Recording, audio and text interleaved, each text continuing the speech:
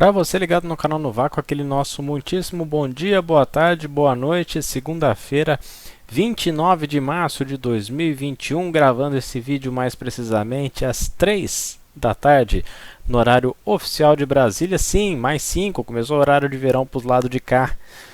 Edição número 390 do canal no Vácuo, hoje falando um pouquinho um rescaldo, né? Depois daquela live maravilhosa lá no novo canal do Rogério Elias, Automobilismo para Principiantes. Eu estava lá convidado por Rogério Elias, estava também Sandro Varela, ou seja, eu era mera figuração naquela constelação, tanto no sábado quanto no domingo. Sábado também participou o Carlos Batistella. Vamos parar de enrolar, porque hoje tem assunto. Grande Prêmio do Bahrein de Fórmula 1, uma corridaça de deixar a gente na ponta do sofá a prova inteira, porque a Mercedes, sabedora que não tinha um carro para bater a Red Bull na mesma estratégia que a equipe taurina, partiu para fazer um stint mais longo, fez um senhor do undercut de quase 6 segundos em cima do Verstappen. Verstappen conseguiu depois derrubar a diferença para 3.7, mas ficou ali oscilando em 3.5, 3.7. Aí foi a vez da Mercedes antecipar sua parada, porque eles ficaram com medo do undercut do Verstappen. Eis que a Red Bull demorou 6 voltas, na verdade, para reagir ao undercut da Mercedes. Foi muito longo o tempo de reação. Estranhamente, a Red Bull deixou de reagir. Acabou pagando no final, ainda que o Verstappen no final da prova tinha um pneu duro um pouco mais inteiro e um carro nitidamente tracionando melhor, com pneus novos. A Red Bull versus a Mercedes já é um carro que traciona melhor. Com um pneu 8 voltas menos gasto, melhor ainda, né? A diferença que era de 8 segundos no final, no início, aliás, do terceiro stint, caiu vertiginosamente e até que 4 voltas para o final ele entrou na zona do DRS. A 3 voltas do final fez a ultrapassagem, acabou saindo da pista, extrapolando, aliás, os limites da pista na curva 4, devolveu a posição, ainda bradou no final, né, dizendo que poderia ter aberto os 5 segundos ao Hamilton, e poderia, porque não teria mais o Hamilton bloqueando o seu espaço de frenagem, como o inglês faz muito bem quando é caçado na pista. Só que a direção de prova virou para a equipe do Verstappen e falou: olha, manda ele devolver, senão a gente vai punir. E aí, para evitar terríveis problemas e terríveis polêmicas nesta segunda-feira, a Red Bull simplesmente mandou deixar passar. Sujou os pneus, demorou uma volta inteira para limpar, saiu da zona de DRS, ou seja, teve somente mais 2 chances nas 2 zonas de DRS onde daria para passar, né? Porque na terceira zona é mais para se aproximar para a primeira da volta seguinte. E aí não deu para o Verstappen, chegou ali 6, 7 décimos de segundo. Valtteri Bottas, que vinha numa prova de recuperação depois de ficar atrás do Leclerc algumas voltas, e foi crucial para que ele saísse da briga da vitória. Aí na segunda parada ele ainda fica 10 segundos parado nos boxes por causa do pneu dianteiro direito que não sai no momento certo. A Bottas restou o ponto da melhor volta, ele colocou um pneu macio no final da prova e fez volta na casa de 1,32. Conquistou o pontinho com alguma facilidade. Ótima prova do Norris, que fez uma briga muito bonita com o Sainz no começo da corrida, depois com o Leclerc. Espetacular prova de Sérgio Pérez, que largou do grid, teve problemas com a sua Red Bull. O mesmo problema do Sainz no sábado teve o Pérez no domingo. O carro simplesmente desligou. Aí é um tal de resetar, e liga a chave, e a aceleração remota e tudo mais. Ele conseguiu voltar ao pit. Crucial para que o Verstappen não conseguisse passar o Hamilton também, porque a corrida teve uma volta a menos, né? Leclerc fez o que dava para tirar com a Ferrari, fez um showzinho ali, um brilhareco no começo, ultrapassando o Bottas, bonita a ultrapassagem do Leclerc para cima do Bottas, depois não foi páreo. Ricardo andou menos que o Norris a corrida inteira. Tudo bem que o Norris tem a mão do carro, né? O Ricardo está chegando agora, mas não é para ficar atrás do Leclerc esse carro da McLaren não, tá, Ricardo? Só uma dica para você. Depois Sainz largou em oitavo, chegou em oitavo, fez o que dava. E o Tsunoda, estou muito bem impressionado com a maturidade, principalmente no começo da corrida, não se envolvendo nos rolos, como o fez Pierre Gasly e jogou fora facilmente ali um sexto lugar. Pierre Gasly tinha carro para chegar em sexto com o pé nas costas. Azar dele, Tsunoda conquistou os 2 primeiros pontos da AlphaTauri no ano e os seus 2 primeiros pontos na carreira. Me lembrou muito o Sato, o jeito que ele ultrapassa, deixando para frear depois do ponto que o Ricardo freia, que já é tarde pra caramba. O Tsunoda fez uma ótima prova, largando em 13º, chegando em nono. Lance Stroll, que largou lá na nona colocação, chegou em 10º. Notas. Sebastian Vettel tentou fazer uma parada só, depois na hora que voltou foi defender para cima do Ocon, encheu a traseira do francês no final da reta, tomou 10 segundos de punição e foi terminar lá na 15ª posição. A prova para esquecer, mais uma da carreira do Vettel, mais uma para esquecer, valeu uma alfinetada do chefe da Ferrari dizendo que agora sim tem 2 pilotos para pontuar pela equipe. Ficou feio. Aliás, rancor é um negócio muito feio, tá, Binotto? Se você não gosta do Vettel, guarda pra você. Não vai melhorar nada a sua vida você fazendo isso. Outra menção honrosa de Alonso, que teve que abandonar por causa de uma embalagem de lanche no duto de freio. Isso foi me lembrar o abandono de Nelson Piquet em Jacarepaguá em 87, quando o papel picado entrou no radiador. Lembra quando tinha? Lembra, né? Eu falo como se eu fosse o mais novo aqui do YouTube. Tinha uma tradição no Grande Prêmio de Jacarepaguá, que foi abolida depois de 88, que era na hora que os carros passavam nas primeiras voltas ali na reta oposta, a torcida jogava papel picado para cima e dava um efeito bonito, que era os carros passando na reta e levantando aquele papel. Só que tinha papel que era mais pesado, papel que não subia. O radiador do Piquet puxou alguns desses papéis e sobreaqueceu o motor. Ele teve que abandonar com o radiador entupido no começo da corrida. Teve um problema sério e depois, em 88, a organização da prova pediu, pelo amor de Deus, não façam mais isso. E o Alonso vinha fazendo uma ótima prova, já estava na 7ª colocação nas primeiras voltas, fez uma largada muito boa, tinha largado em nono. Aí ele começou a fazer uma estratégia de undercut, fez um undercut longo também, né, do estilo do Hamilton, chegou a andar na 4ª, 5ª posição, acabou depois sendo ultrapassado pelos demais, aí teve um problema no freio e teve que abandonar. Foi ultrapassado pelo Tsunoda, não sei se chegaria na pontuação, mas o que importa é que o Alonso mostra que a diferença dele para o Ocon, pelo menos nesta primeira prova, já foi bem grande, tanto na parte dos treinos quanto na parte do ritmo de corrida. Vamos saber agora se o Esteban vai recuperar-se-á deste baque, porque realmente tomar essa temporal do Alonso nos treinos na corrida foi muito grande, foi muito ruim.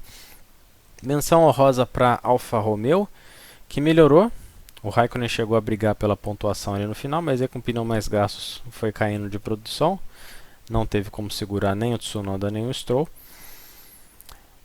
Giovinazzi, né? A Haas é a pior equipe da temporada com alguma folga. E vamos combinar. O que o Mazepin fez, fez no começo da corrida, batendo na 4ª curva, é digno de nota. Ele andou nada uns 700 metros. Ele conseguiu bater o recorde por 150 metros do Marco Apicella, lá em Monza, em 1993, que andou 500 metros com o carro e depois estacionou ali, logo depois da saída do box, na largada do Grande Prêmio da Itália daquele ano. Ruim, muito ruim o Mazepin. A imprensa dinamarquesa, obviamente, deu todo o destaque do mundo, né, porque foi o piloto que na cabeça deles roubou a vaga do querido Magnussen que estava na transmissão de estúdio da TV3, fez um senhor do comentário curva a curva sobre o circuito do Bahrein, uma aula digna para gravar e depois testar no simulador o que ele falou. Se vocês têm a oportunidade de fazer esse curva a curva, procurar esse curva a curva no YouTube, do Magnussen conversando com o Nicolas Chiesa, dois pilotos conversando. Os dois são bons de comentário. Aliás, o trio de comentaristas da TV3 é bom, né? Porque tem o Chiesa, teve o Magnussen, convidado especial, e no cabine, na corrida, quem comenta é simplesmente Tom Christensen. Só isso, né? Mr. Le Mans. Próxima prova daqui a 2 semanas, Grande Prêmio da Emília-Romana, San Marino.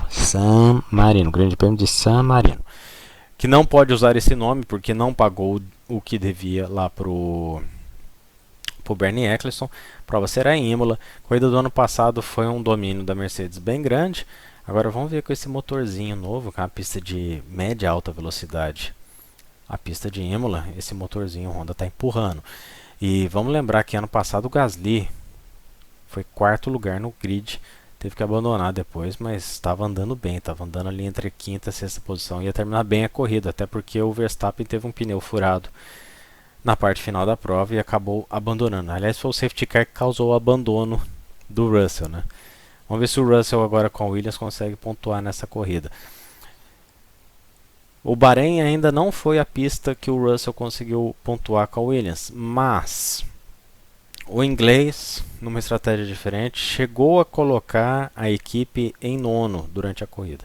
Vamos prestar atenção que esse carro da Williams vai ter eles mesmos, né, os projetistas, chefes de equipe, disseram que algumas pistas eles vão dar um salto para frente.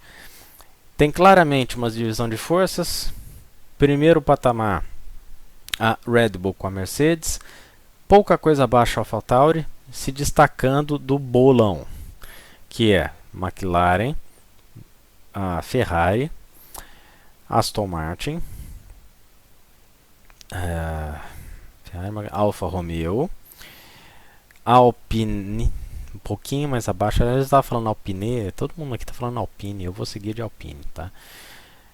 E aí a gente vem a Williams, um pouquinho mais abaixo é a Haas na rabeta, a Fórmula 1B que era Williams e Haas ano passado e Alfa Romeo, F1B não, F1C, né? Segunda divisão. Agora tá só com a Haas não tem carro para andar nos ritmos, pelo menos não tomou 2 voltas por corrida, como aconteceu no passado com o Magnussen e o Grosjean, mas se o Mick Schumacher ou o Mazepin pontuarem nesse ano, é para dar um troféu para cada um dos dois, porque realmente não tem carro e 3,5 segundos por volta mais lento é para fazer corrida de tática de uma parada contra 3 dos adversários, para pensar em se pá fazer uma pontuação. Final de semana teve início também da Fórmula 2, 3 provas para o final de semana, 2 no sábado, 1 no domingo. E a classe da Fórmula 3 começou com tudo na categoria superior esse ano, na Fórmula 2.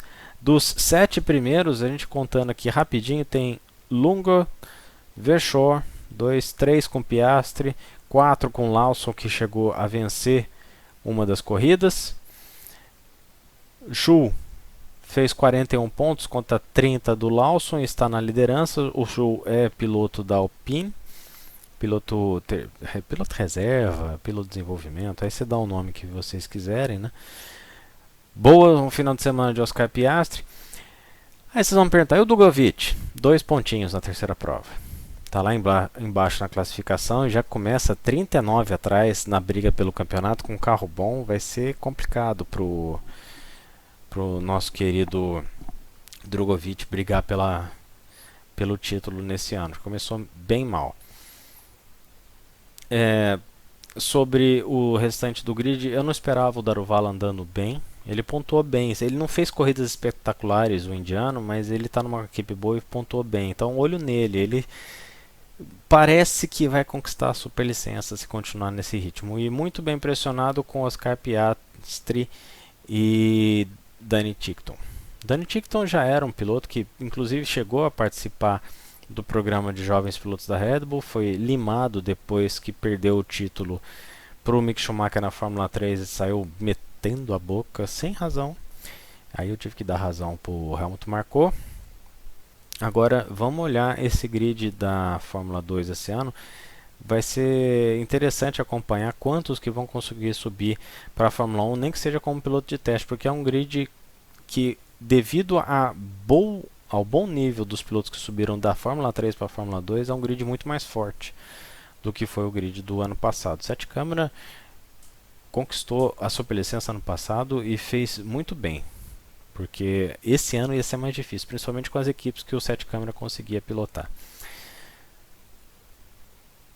Próximas provas, rodada tripla lá em Monte Carlo, dias 20 a 21 de maio, ou seja, vão ser duas provas no sábado e uma no domingo também. Não vai ter prova na quinta-feira lá em Monte Carlo da Fórmula 2. Vai ser bem concentrado. Eu não sei nem onde que eles vão enfiar carro lá para fazer essa concentração toda. Vão estacionar os carros em Nice, na França, e rebocar eles lá para Monte Carlo.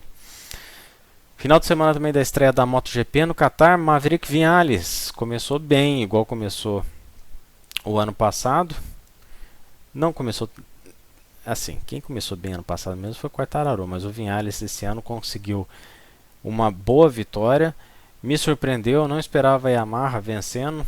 Johan Zarco com a Ducati Satellite e Francesco Bagnaia, famoso Pecco Bagnaia, completaram o pódio, roubando, sendo que o Bagnaia roubou a última posição no pódio do Johan Mir nos metros finais. O Mir tentou e o campeão do ano passado acabou chegando na quarta colocação. Completam os 10 primeiros o Quartararo, companheiro do Viñales, Alex Rins de Suzuki, Alex Espargaró de Aprilia e a minha aposta, Pol Espargaró. Gente finíssima, oitavo colocado, vê que eu entendo tudo de aposta da MotoGP. A Honda, a primeira Honda, melhor Honda do grid. Depois Jack Miller com a outra Ducati oficial, andou mal, hein? Não andou legal não. Depois Bastianini com a segunda Ducati Satellite. Stefan Bradl substituindo o Marc Marquez na 11ª posição. E assim, Stefan Bradl vai substituir o Marc Marquez, vai chegar em 10º, 11º. Se chega em 9º, 7º, é corridaça dele. Valentino Rossi, apenas 12ª colocação, reclamando muito dos desgastes dos pneus traseiros. Deveria ter feito mais. Os pneus traseiros foram bastante castigados por essa moto satélite da Yamaha, que é uma moto deste ano. Então é erro de acerto da equipe. E vale lembrar também que o Morbidelli nem na lista dos 15 primeiros ficou, então nem conseguiu pontuar. E a KTM me decepcionou um pouquinho. Eu esperava a KTM pelo menos ali na frente de uma das satélites da Ducati. 13º com Miguel Oliveira, 14º com Brad Binder. Não rendeu muito no circuito veloz, circuito do Qatar. Jorge Martin, com mais o Ducati Satélite, fechou os 15 primeiros. É a temporada que parece que está se desenhando entre Yamaha, Ducati e Suzuki.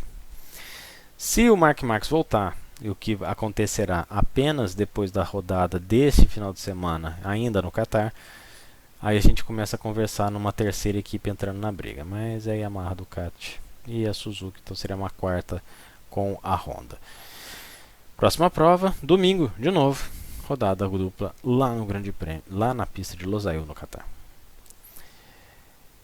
Estaria eu aqui comentando os resultados da NASCAR caso não tivesse caído um dilúvio lá na região do circuito de Bristol.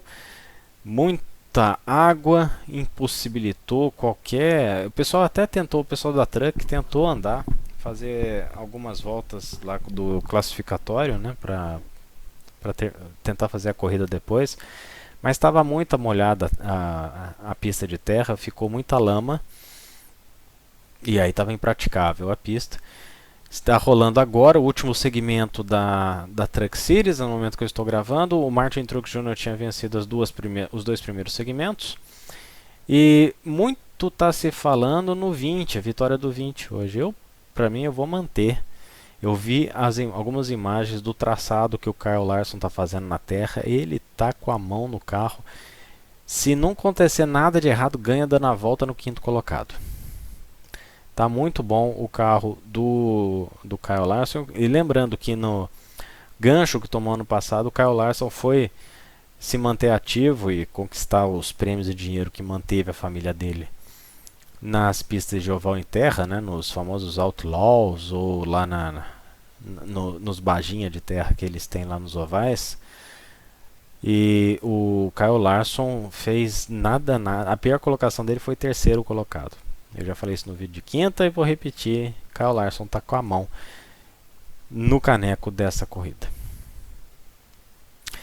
É isso. Esse vídeo mais longo, edição de colecionador, porque voltou a Fórmula 1. A gente volta na quinta-feira com a edição número 391 do canal No Vácuo, fazendo aquela prévia da NASCAR, da MotoGP e conversando mais um pouquinho dos desdobramentos da corrida lá no Bahrein. Red Bull, vamos acordar para as próximas táticas, que a Mercedes não tem nada a perder. Só está defendendo o título deles. Então, se der errado a defesa do título, deu errado a defesa do título. Quem está na obrigação de ganhar o título esse ano, senhora Red Bull, é o seu Max Verstappen, porque está com um foguete na mão. A gente volta na quinta-feira. Um grande abraço para vocês. Se puder, fique em casa o máximo que puder. Se você não puder ficar em casa porque tem os trabalhos a fazer, tome as devidas precauções. A vacina está chegando. Um pouquinho mais de paciência. E você que desceu para a praia, troféu joinha. Grande abraço, gente. A gente volta na quinta-feira. Vamos subir a vinheta.